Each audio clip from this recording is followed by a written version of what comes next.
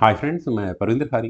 Friends, आज की हमारी गेम नसरीन सैयद जी की वीडियो रिकमेंडेशन है। विंटेज गेम है, ऑब्वियस है, हमारी फेवरेट, मतलब हमारे चैनल की फेवरेट। ज़्यादातर सजेशंस पुरानी गेम की ही आती हैं। 1928 में दो अपने ज़माने के लेजेंडरी खिलाड़ी, उस समय वर्ल्ड चैंपियनशिप जोसे राउल ब्लांका के सामने थे, रुडोल्फ स्पेलमैन। चलिए फ्रेंड्स, करते हैं शुरू डायरेक्टली इस गेम को, जहां D4 के साथ कपब्लांका ने शुरू किया था। स्पिलमैन का रिप्लाई यहाँ D5 का आया, C4 खेला गया, C6 का रिप्लाई आया। ओके, स्लाव डिफेंस में एक गेम ट्रांसपोज हुई। नाइट आया C3 स्क्वायर पर, नाइट F6 हुआ, नाइट F3 हुआ तो D टेक C4 कनेक्शन होने लगे हैं। और अपना अपना खेलना है। मेरा मानना है सेंटर पूरा लिया जा सकता है वाइट के लिए यहाँ से, लेकिन E3, कीप इट सिंपल। ठीक है, पॉन का एडवांटेज ऐसा नहीं है, पॉन का एडवांटेज बना रह ही नहीं सकता, क्योंकि स्पिलमैन ने अपने बी पॉन को आगे पुश किया। देन खेला गया A4, ऑब्वियस है, मतलब पॉन इक्वल रहने ही रहने हैं बाद में जाकर के। देन हुआ B4, नाइट पर अटैक बना, नाइट को हटाना पड़ा। अब आपको देख सकते हैं कि ठीक है, मिल जाएगा पॉन। E6 खेला गया, देन हुआ bishop take C4 connection equal हुआ, बिशप आया E7 स्क्वायर पर, और इसके बाद यहाँ दोनों साइड्स का कैसल आ गया है। B3 खेला गया, देन हुआ C5। फाइनली सेंटर में पॉन एक्सचेंज करने की बात हो रही है। बिशप आया B2 स्क्वायर पर, देन बिशप B7, नाइट आया C1 स्क्वायर पर, और नाइट किस तरह से एक्टिव गेम प्ले में आएगा वो दिख रहा है। लेकिन ब्लैक ने, यानी स्पेलमैन ने, अपने पहले नाइट को डेवलप किया C6 स्क्वायर पर, और प्रेशर कहाँ बनाने की कोशिश है, एग्जैक्टली D4 स्क्वायर पर। तो D टेक C5 पहले कर लो। नाइट आया A5 स्क्वायर पर, बिशप को लेने की नहीं, ऐसी कोई दिक्कत थी। नाइट E5, पॉन स्ट्रक्चर खराब नहीं होने देंगे किसी भी कीमत पर। Knight takes C4, knight takes C4, then bishop takes C5, knight आया D3 स्क्वायर पर, वापस बिशप को टारगेट करने के लिए। तो क्वीन गई यहाँ ब्लैक की, यानी स्पिलमैन की, D5 स्क्वायर पर। फ्रेंड्स, इस पॉइंट तक मेरे ख्याल से गेम काफ़ी अच्छे से चल रही है। और देखिए, आपको यहाँ पर ये चेकमेटिंग थ्रेड जैसा कुछ नज़र आ गया होगा। क्या सोल्यूशन है? सीधा सीधा F1 आगे पुश कर दो, ये बेसिक सोल्यूशन है। F3 एक ऑप्शन हो सकती है, लेकिन अगर यहाँ से गेम आगे बढ़ती है तो बिशप को कहाँ लगाया जा सकता है गेम में परेशानी लाने के लिए? बिशप A6 मुझे नज़र आ रहा है, लेकिन उसके बाद night take C5, queen take C5, और फिर अपने रुक से आप यहाँ, ठीक है, बाकी का डैमेज नहीं होने देंगे गेम में।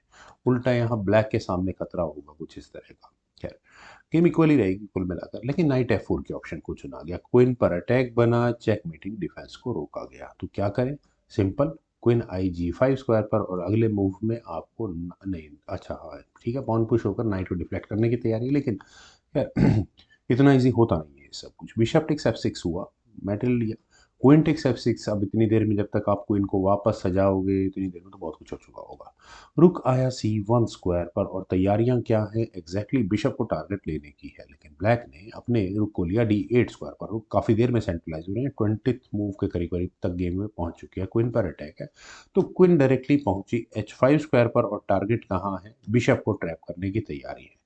बस अब आपको नाइट हटाना है। कहाँ हटाए इस नाइट को?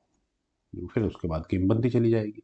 लेकिन रुक आया C8 स्क्वायर पर, चलिए बिशप पर डिफेंस भी हो गया है। और नाइट हटाने वाली जो बात है फ्रेंड्स, मेरा दिमाग कई बार इतना वो बातों को भूल जाता है बताने में, मतलब तेज चलता है कि वो मिस हो जाती है। देखिए, नाइट हटेगा तो यहाँ रुक पर अटैक बनेगा, लेकिन नाइट का हटने के लिए जगह मुझे नजर नहीं आ रही है। खैर, रुक अटैक गोज टू D1, रुक एक्सचेंज की बात हो सकती है। G6 पहले खेला गया, और फ्रेंड्स G6 होने के बाद एक simple tactics, rook takes D8 check.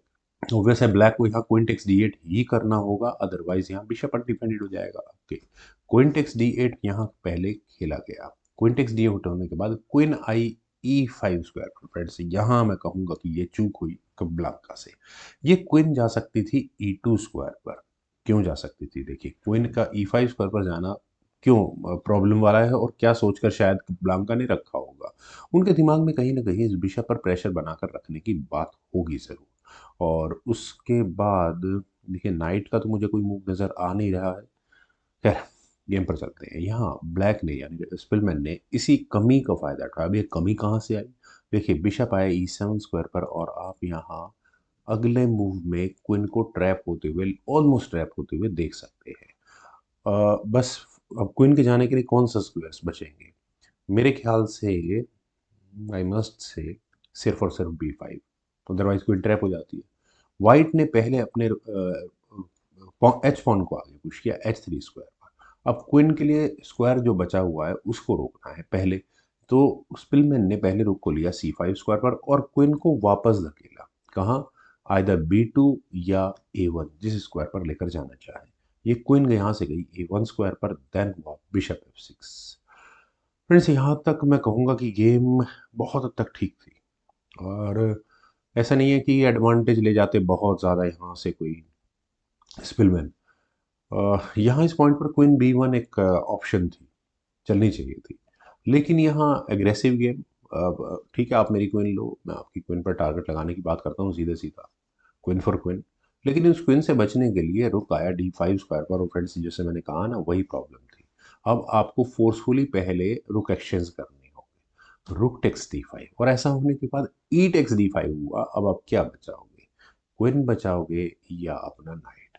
Obvious है दोनों ही बचने, और दोनों बचाने के तरीके हैं कि क्वीन मतलब बिशप की जो फायरिंग लाइन है उसके रास्ते में आपको नाइट लगाना है। अब जो भी न्यू कमर है वे भी इस बात को कह सकते हैं कि नाइट लगाने के लिए कम से कम E5 स्क्वायर बहुत अच्छा नहीं है। आप नाइट को B2 स्क्वायर पर लगाते हैं, अपने घर में लड़ाई आती है, ब्लैक प्रेशर जनरेट नहीं कर पाएगा, एडवांटेज में होगा लेकिन उतना प्रेशर नहीं जनरेट कर पाएगा। Night B2 was better option, लेकिन नाइट के E5 स्क्वायर पर जाने के बाद मुसीबतें और बढ़ जाती है। आपका नाइट ऑलरेडी पिन हो चुका है, यस, तो क्वीन D6 आपने प्रेशर बढ़ा दिया। अब इस प्रेशर को मिनिमाइज करने के लिए क्या करना पड़ेगा, नाइट के ऊपर नाइट लगाना पड़ेगा, knight attack goes to D3। Friends यहाँ तक ये ठीक है, और अगले मूव में आप इस एफ पॉन को आगे पुश होते हुए नाइट पर डिफेंस करते हुए देख सकते हैं दैट उसके बाद ऑल इज वेल। लेकिन प्रॉब्लम है लाइट स्क्वायर्ड बिशप, जो क्या करेगा, ये नेचुरल मूव है, किसी के भी दिमाग में आना चाहिए, बिशप A6। और यहाँ कप्लांका की गेम फंस गई, एक मटेरियल का कंप्लीट लॉस उन्हें हो चुका है यहाँ पर।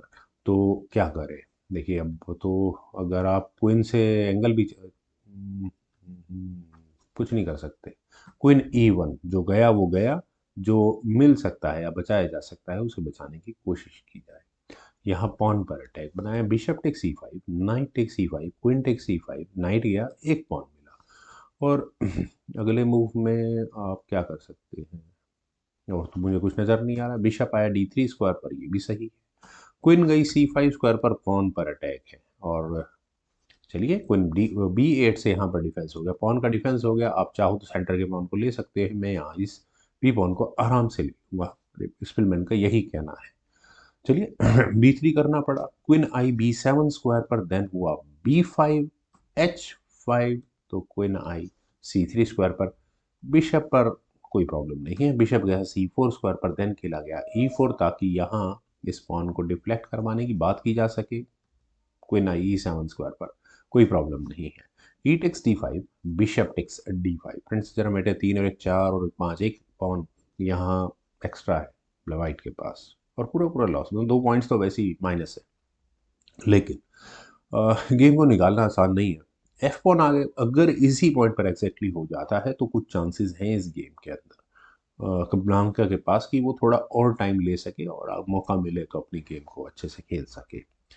लेकिन यहाँ खेला गया A5, और फ्रेंड्स A5 खेलने के बाद तो प्रॉब्लम्स और बढ़ गई। क्या ये कोई भी पॉन नहीं पहुंचाया जा सकता? मुझे लगता नहीं पहुंचाया जा पाएगा आराम से। खैर, फाइनल मूव था यहाँ रोडोल्फ स्पिलमैन का, क्वीन E4, जहां इस मूव को चलने के बाद फाइनली ब्लांका ने रिजाइन कर दिया। रेजिग्नेशन का रीजन मुझे बताने की जरूरत नहीं है, पहले तो सीधा सीधा ये चेकमेटिंग थ्रेट है, आपको ये बचनी होगी। इस चेकमेटिंग थ्रेट से बचने के दो तरीके हैं, आप चाहो तो अपनी क्वीन लगा दो या फिर अपनी सेफोन को आगे पुश कर दो। दोनों ही चल कर देख लेते हैं, नहीं एक रखते हैं, ईजी है मूव, तो वही आना F3। मान लो चल देता है वाइट यहाँ पर, तो क्वीन से चेक दो, और दूसरा पॉन जो एक पॉन चल रहा है, बस क्वीन टेक्स B5, और मेरे ख्याल से गेम, क्या फ़ायदा गेम को आगे बढ़ाने का। फ्रेंड्स काफ़ी अच्छी गेम लगी, उम्मीद है आप सभी लोगों को भी ये एक एंड गेम के रूप में काफ़ी अच्छी गेम लगी होगी।